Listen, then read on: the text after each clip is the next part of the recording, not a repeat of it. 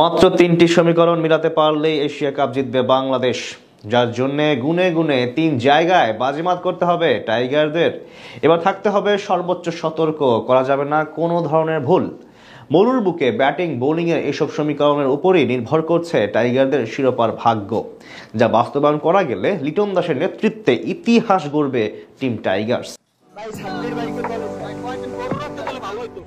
সেপ্টেম্বরেই পর্দা উঠছে বহুল আকাঙ্ক্ষিত এশিয়া কাপের, যেখানে প্রথমবারের মতো ইতিহাস গড়ার সুযোগ টাইগারদের সামনে। এখন পর্যন্ত এশিয়ান ক্রিকেটের শ্রেষ্ঠত্বের লড়াইয়ে কখনোই চ্যাম্পিয়নের শিরোপা জিততে পারেনি টিম টাইগার্স। তবে আশার বিষয় হলো, এবার মাত্র 3টি সমীকরণ মিলাতে পারলেই এশিয়ার শিরোপা জিততে পারবে বঙ্গপাড়ের প্রতিনিধিরা। সেই জন্য দলের সেরা 11 জন খেলোয়াড় নিয়ে মাঠে নামার পাশাপাশি 3টি বিষয়ে সর্বোচ্চ সতর্কতা অবলম্বন করতে হবে টাইগারদের, যেখানে কোনো রকম ফাঁকফোকর কিংবা ভুল করা একেবারেই চলবে না। কারণ মাত্র এক ভুলেই শিরোপার স্বপ্নভঙ্গের পূর্ণ স্মৃতি আবারও চেপে ধরতে পারে গোটা দলকে। আবারও শিরোপা হারিয়ে হতাশায় নিমজ্জিত হতে পারে দেশের কোটি কোটি ক্রিকেট সমর্থক। তাই যে করেই হোক 3 সমীকরণ মিলিয়ে এবার বাজিমাত করতে হবে লিটন দাসের দলকে। বাংলাদেশ দলের বিগত দিনের পরিসংখ্যান বলছে, বেশ কিছু ভুলের জন্য এখনো পর্যন্ত ক্রিকেটের বড় মঞ্চে কোনো শিরোপা জিততে পারেনি টিম টাইগার্স। তবে সাম্প্রতিক সময়ে বেশ কিছু জায়গায় উন্নতি করেছে টাইগার ক্রিকেটাররা, কিন্তু 3টি জায়গায় দলের অবস্থা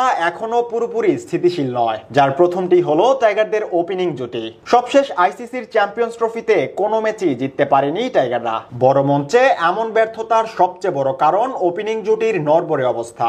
সবশেষ সিরিজগুলোতেও প্রথম থেকে তৃতীয় ওভারের মধ্যেই ভেঙে যেতে দেখা গেছে টাইগারদের ওপেনিং জুটি, যার জন্য শুরুতেই বড় রকমের ধাক্কা খেতে হয়। পরে সেই ধাক্কা সামলে বড় রানের টার্গেট দেয়া কিংবা ছোঁয়া একেবারেই অসম্ভব হয়ে পড়ে।